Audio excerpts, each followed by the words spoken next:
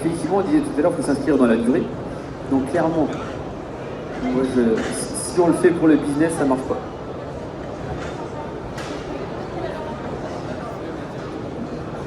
Non, en fait, ça fait 15 ans que je blog, le travail, si j'avais su, en fait, là, 15 ans après, voilà, le résultat, c'est ça, ce qu'on a fait, non. Parce que, comme je dis souvent, écrire un blog aujourd'hui, ça n'a plus vraiment de sens. Il fallait il y a 10-15 ans, en fait. Et le problème, c'est qu'aujourd'hui, on a énormément en 2010, énormément qu'on a des blogs, ça a duré 6 ans, parce qu'ils se sont rendus compte que sans passion, sans sincérité, sans fond, sans connaissance, sans rien, c'est usant, quoi, c'est tuant, c'est beaucoup d'énergie, à la fin on gagne rien. Enfin, aujourd'hui je vends des magazines en ligne, voilà, c'est ça. Donc du coup j'apprends à vendre en ligne en fait par le automation marketing, quoi. Et des trucs comme ça, ça me passe, ça go, ça marche, mais à quel prix, quoi. Et en fait non, je pense qu'effectivement on ne fait pas ça pour le business, parce qu'au bout de 2-3 mois on fait le point, si c'est ça, au bout de 3 mois il ne se passe rien, je me fais chier à faire ça, par tous. Et au final, j'ai rien. Après, dire oui, mais oui, t'as une image, tout ça, mais c'est pas le but. Donc, ça pour ça, c'est naturellement, je n'ai pas cherché à faire ça. Donc, si c'est ça, à quel prix, quoi. Par contre, les réseaux aident à créer une image. Justement, à ce côté storytelling, ça sert à l'appuyer, ça sert à l'expliquer. Effectivement, si le business il vient après. Après, il y a des choses sympas, comme je vois aujourd'hui, j'ai des gens qui sont venus uniquement parce qu'on s'est croisés sur les réseaux. Alors que aujourd'hui, le pro qui vient ici, c'est parce qu'il veut, en général, on a des rendez-vous, voilà, mais par les réseaux, c'est tout nouveau en fait. Donc le business, entre guillemets, il vient après, mais effectivement, il ne faut pas compter, passer des heures et des heures et des heures et facturer l'autre bout, ça c'est clair. Oui, c'est des retombées indirectes, on peut travailler avec passion, et au final, vous avez des retombées justement de rencontrer une personne, c'est une retombée indirecte. Alors, je rejoins ce que disait justement Emmanuel Lamas sur le lien avec le business. Pour moi, voilà, il faut de la passion et être blogueur, c'est avant tout déjà avoir envie de partager les choses avec les gens qui me suivent, avec les gens qui me lisent, qui me regardent sur YouTube. Et c'est des rencontres aussi.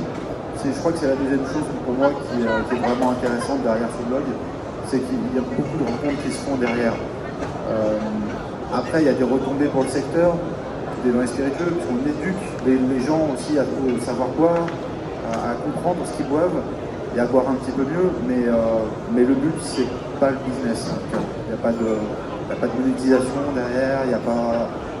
Le principe, c'est voilà, partager sa passion.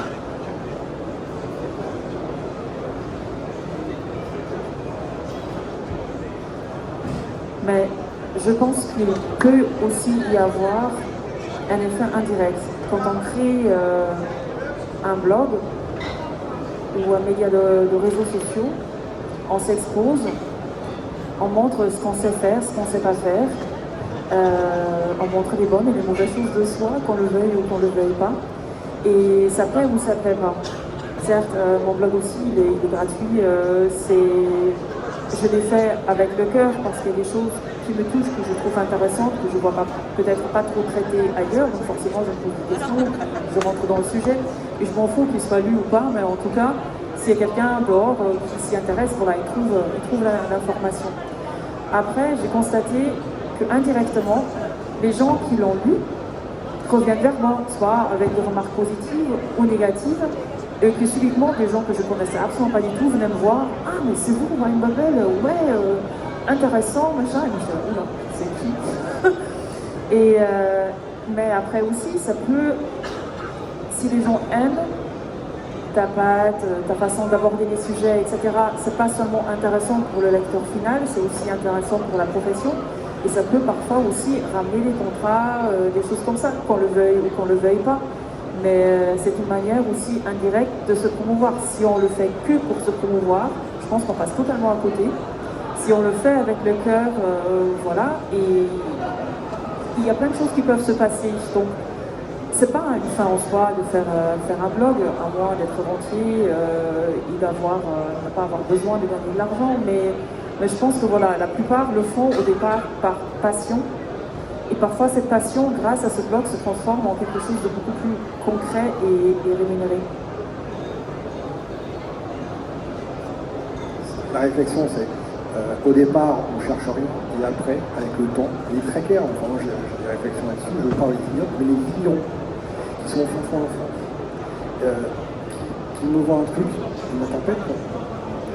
Moi, je peux amener, ils ne se rendent même pas compte. Mais le truc, le gens, je ne connais même pas, ils te connaissent. Ça m'est arrivé 2-3 fois en métro. Le mec, parfois, mais c'est vous que j'ai vu hier à la télévision, parce que parler du vin, c'était tellement flou, tellement facile, tellement évident. Donc là, on touche les gens. Évidemment, on s'expose, mais c'est pas en 2 mois, en 3 mois, en 6 mois.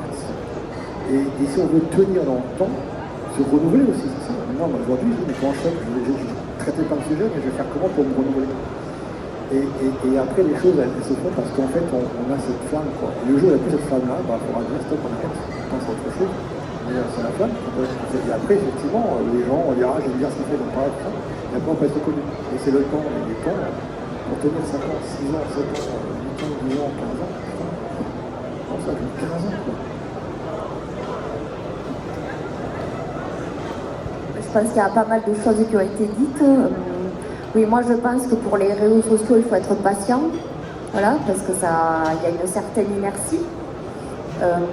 Et vraiment, le point le plus important, il faut rester soi-même. Alors qu'on soit vigneron, blogueur ou caviste, voilà, il faut vraiment respecter qui on est et être fidèle à ses valeurs. Pour moi, c'est vraiment la clé pour que ça marche et pour qu'après, on puisse avoir des retombées indirectes.